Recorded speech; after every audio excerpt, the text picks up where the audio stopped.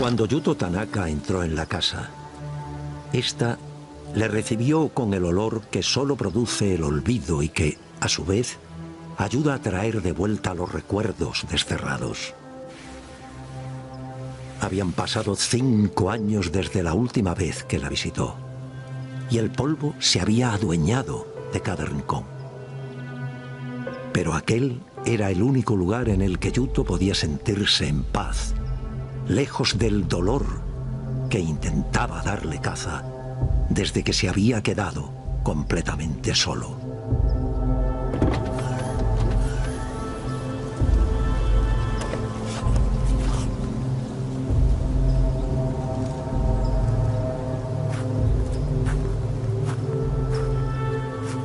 Las cajas que contenían todas sus pertenencias eran el único vínculo con el mundo del pasado, como un cordón umbilical.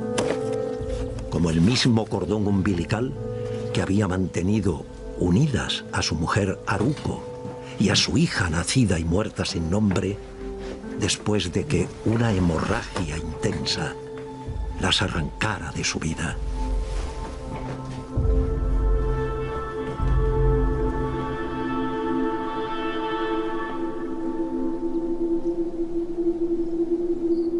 Muerte materna de causa obstétrica indirecta. Era el término que aparecía en las conclusiones de la autopsia y que volvían a su mente una y otra vez. Por eso Yuto había vuelto a la cabaña del bosque, donde no le acechaban los recuerdos dolorosos. Y quizá allí, con la ayuda de los antidepresivos y las pastillas, podría volver a dormir.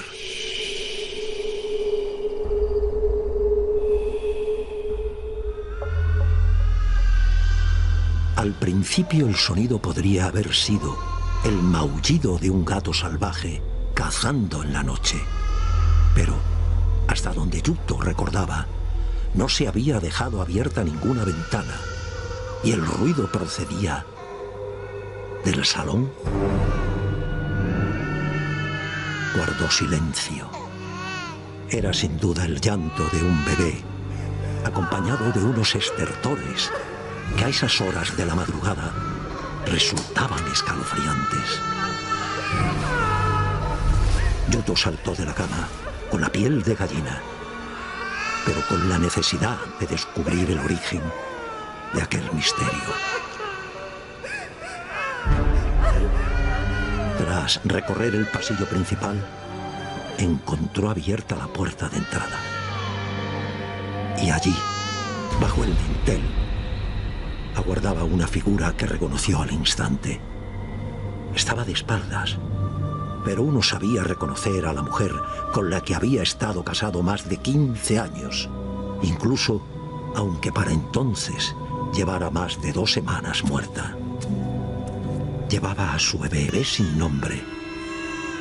Se prolongó en su mente unos segundos más.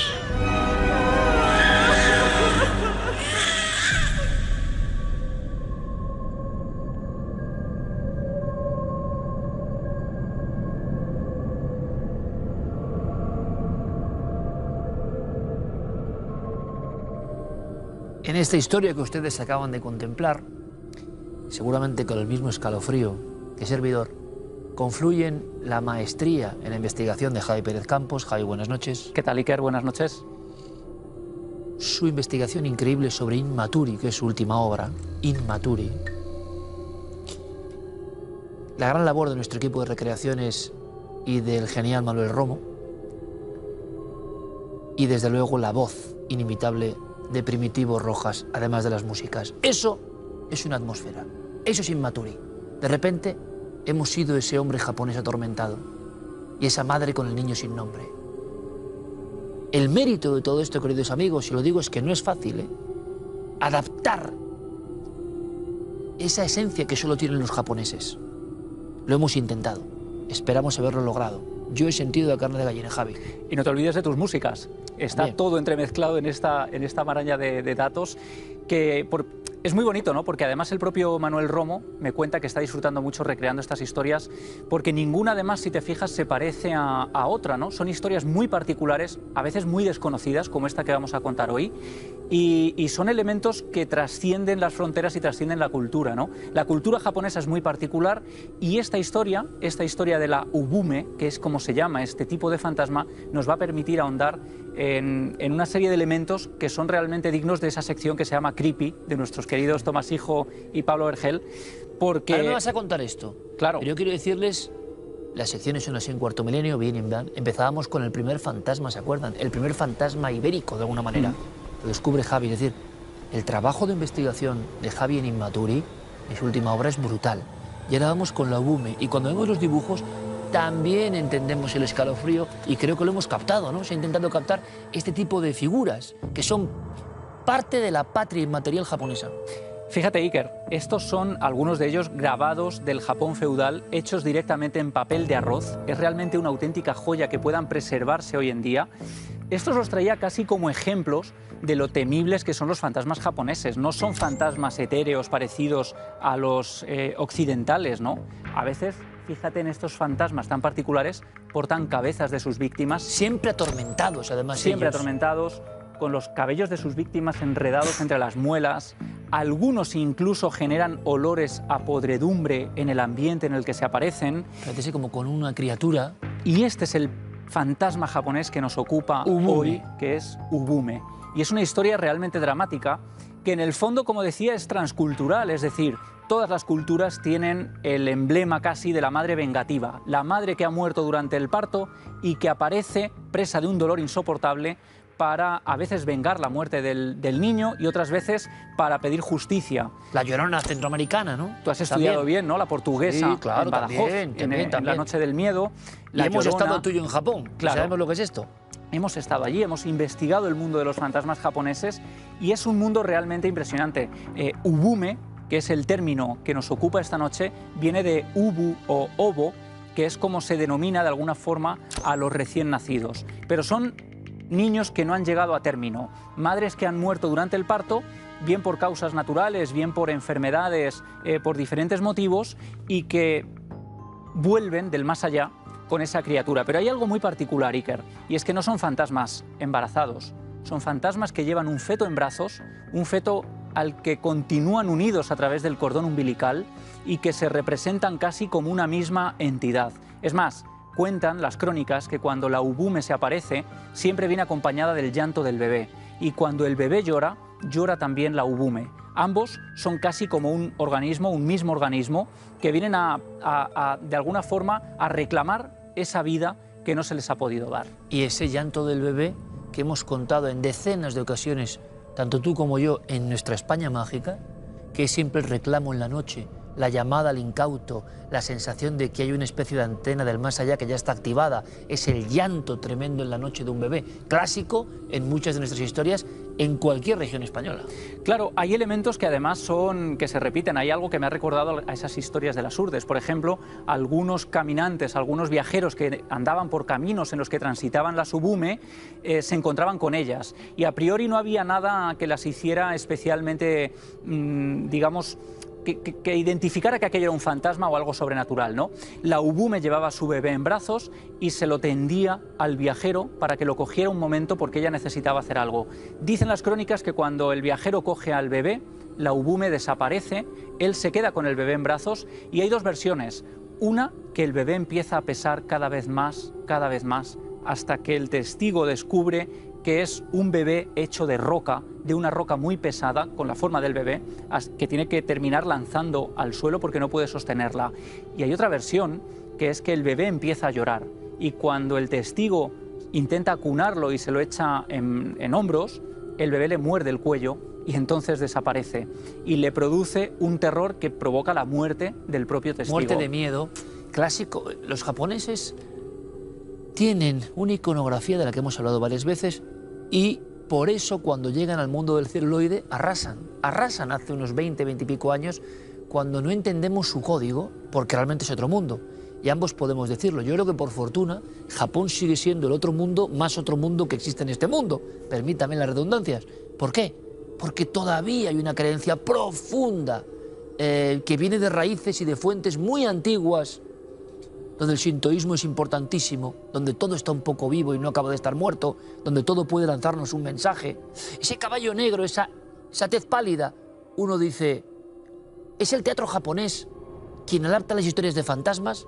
¿Es la historia del fantasma la que ha adaptado el viejo sistema iconográfico del arte japonés? Es más, es que como tú bien dices, los directores de cine o los creadores, ¿no? los escritores, creen profundamente en estas historias, y no creen porque sí, sino porque lo han mamado prácticamente desde la infancia y han vivido incluso ritos de paso, ritos que se han llevado a cabo contra los fantasmas, ritos contra la Subume, porque hay ritos para maneras de alejar a la Ubume. Yo esto no lo había oído nunca, Iker, hasta que empecé a investigar para Inmaturi. Fíjate, hemos conocido las historias de cómo acabar con el Strigoi, ¿no? Esas estacas en los corazones, esos cementerios de Strigoi que hemos descubierto incluso mientras estaban desenterrando en algunas zonas de Bulgaria. Pero es que en Japón hay un rito muy particular para evitar que la mujer embarazada que muere durante el parto se aparezca a los vivos para reclamar venganza. Y es directamente cortar el cordón umbilical del bebé y colocarle al feto en brazos y enterrarla de esta manera para evitar que siga manifestándose después desde el más allá. Cuentan incluso que cuando la mujer embarazada muere y no se ha practicado correctamente el rito para evitar que se convierta en ubume, lo que hay que hacer es colocarle un peluche, un muñeco de pequeñas dimensiones al cadáver y volver a enterrarla para que si despierta, al abrazar y sentir que tiene consigo algo, crea que es su bebé, poder engañarla y evitar así que continúe atormentando a los vivos.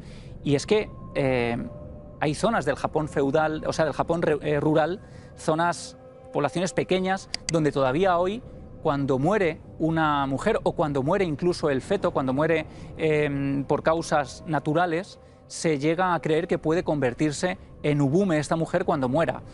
Incluso cuando una mujer fallece, ¿no? Estando embarazada, hay que llevar a cabo este tipo de rituales para evitar ese regreso. Porque, es más, hay quien cree, hay un enigma médico, ¿no? Un enigma médico que es la muerte súbita del lactante, que nadie sabe todavía muy bien cómo explicar. Niños de menos de un año que fallecen en la cuna, ¿no?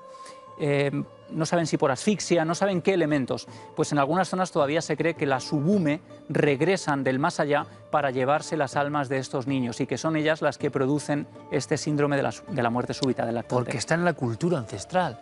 Yo recuerdo una conversación con Guillermo del Toro, uno de los maestros del terror, ¿no? Y me preguntaba, ¿tú por qué crees que el terror japonés, la iconografía es tan diferente? Yo le contestaba lo que yo pensaba, yo creo que él me dijo que estaba de acuerdo, era primero siglos de ese tipo de visiones, una iconografía que no se ha contaminado por Occidente, ojo, importantísimo, es decir, en Occidente, hoy en día con la globalización todo está contaminado de todo, pero se mantuvo más o menos virgen respecto a unos códigos que más o menos la cultura anglosajona y la hispanohablante mantenemos relativamente parecidos. Sin embargo, el mundo de Japón, como buena isla, permanece ajeno. Y luego hay una cosa clarísima, porque precisamente los directores de cine, los dibujantes, en su inmensa mayoría, creían, o tenían en el sustrato genético esa creencia de muchos a su alrededor o en su propia familia. Entonces eso les condicionaba. Cuando llegaba el remake americano, era un intento de transformación de ese terror y de esos códigos al sistema de mainstream que todos ustedes conocen.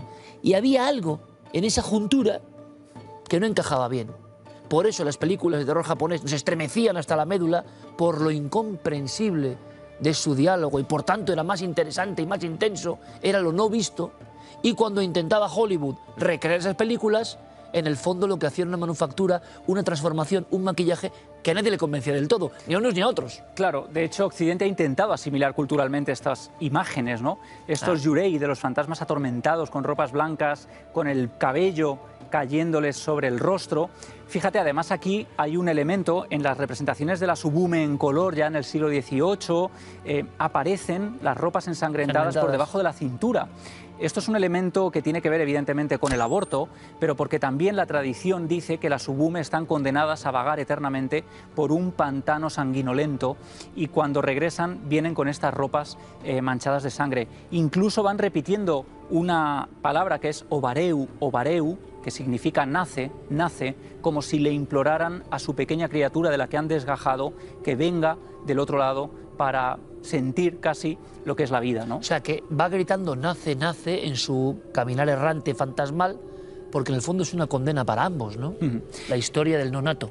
Fíjate, de hecho hay elementos reales, Iker, que tienen que ver con esta tradición. Hay lugares en Japón donde, y esto es muy curioso, ¿no?, donde hay personas enterradas, personas que fueron enterradas vivas para traer la fortuna, casi mártires que se sacrificaban por los lugares. Este es un concepto que es el del Itobashira, que eran personas que se colocaban sobre los pilares de esos grandes edificios que se iban a construir para atraer, se creía, a la buena suerte. Particularmente los bebés y los fetos, como en muchas culturas, eran considerados especialmente atrayentes de la buena suerte. Y hay un pilar en el río Nagara, un puente que se construye, y cuenta la tradición que se mandó colocar en el pilar a la primera persona que pasara por el puente, ¿no?, por esa zona del río, del Nagara, y quien pasa es una mujer embarazada.